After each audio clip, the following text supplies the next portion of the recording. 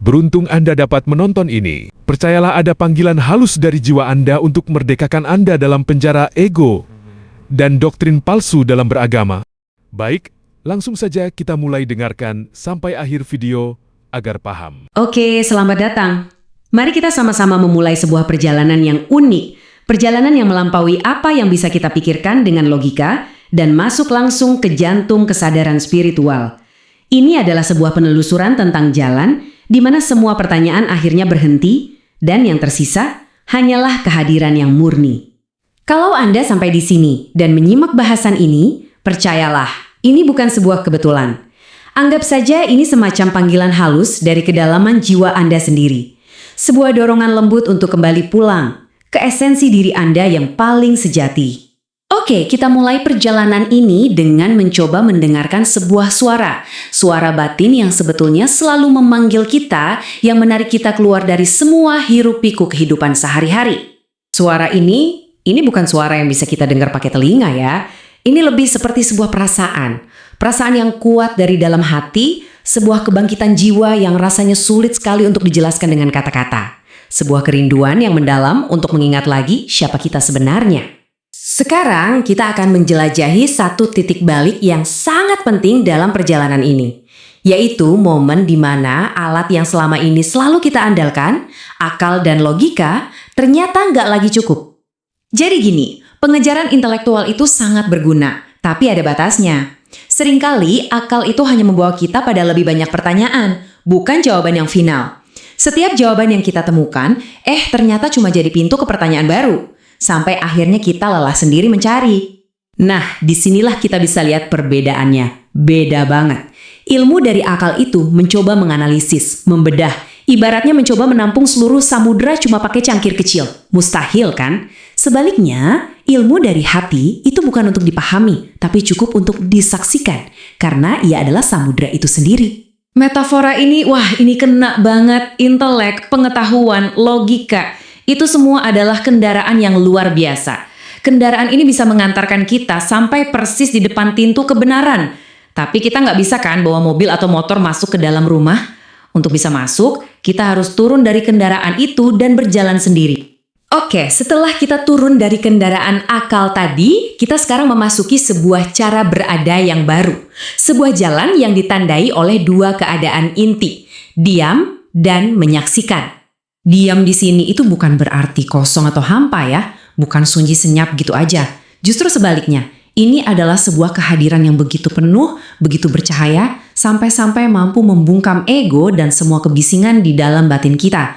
Disinilah ruang di mana suara ilahi baru bisa terdengar. Nah, poin kuncinya di sini, menyaksikan itu bukan sebuah aktivitas. Jadi bukan ada aku yang sedang aktif mengamati sesuatu. Ini adalah sebuah pergeseran total menuju kesadaran murni di mana sang pengamat dan apa yang diamati melebur jadi satu. Ketika kita berhasil masuk ke dalam keadaan diam ini, hati kita itu mengalami transformasi yang luar biasa. Ia jadi seperti permukaan danau yang benar-benar tenang tanpa riak sedikit pun, sehingga mampu memantulkan langit dengan sempurna. Hati kita jadi bebas dari penilaian, bebas dari keinginan, dan menjadi ruang suci bagi kehadiran ilahi. Nah, sekarang kita tiba di tahap yang mungkin paling mendalam, paling subtil, dan paling menantang dari perjalanan ini, yaitu peleburan diri atau yang sering disebut sebagai fana. Disinilah letak paradoks utamanya.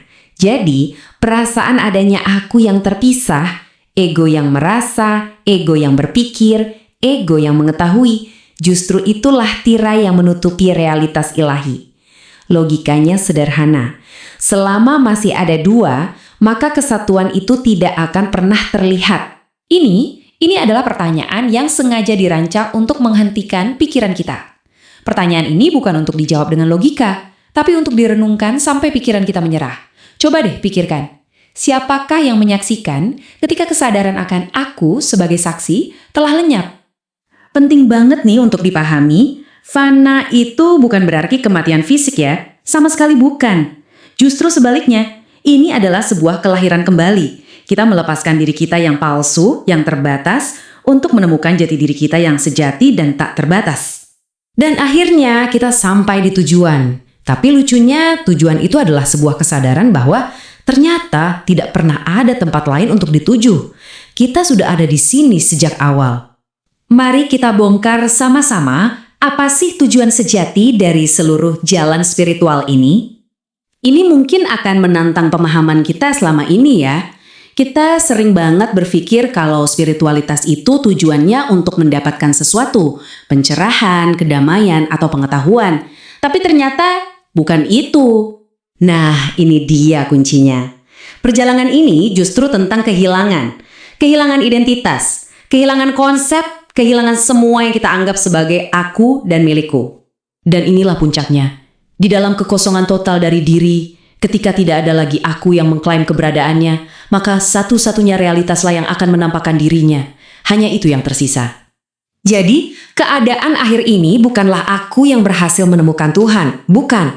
Ini adalah kesadaran penuh bahwa tidak pernah ada pemisahan sejak awal. Yang ada hanyalah kesatuan. Sang pencari, pencarian itu sendiri, dan yang dicari ternyata semuanya adalah Dia. Jadi, kita kembali lagi ke metafora di awal tadi. Pengetahuan, ilmu, semua itu adalah kendaraan yang hebat, yang sudah membawa Anda sampai ke titik ini, persis di depan pintu. Pertanyaannya sekarang, hanya untuk Anda. Beranikah Anda turun dari kendaraan itu, meninggalkan semuanya, dan melangkah masuk sendirian? Jawab di kolom komentar.